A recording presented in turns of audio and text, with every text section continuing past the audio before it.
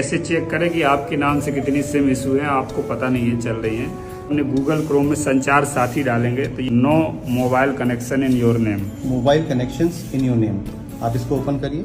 यहाँ पे आपको 10 डिजिट मोबाइल नंबर डालना है, अपना मोबाइल नंबर। जैसे आप उसको वैलिडेट करेंगे तो एक OTP आएगा।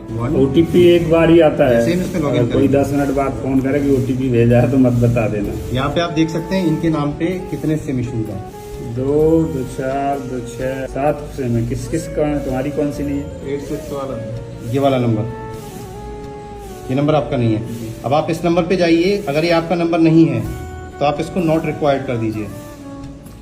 जैसे ही आप इसको नॉट रिक्वायर्ड करेंगे और यहाँ पे नीचे रिपोर्ट करेंगे, ये सिम आपके नंबर से अपने आप डिलीट हो जाएगा।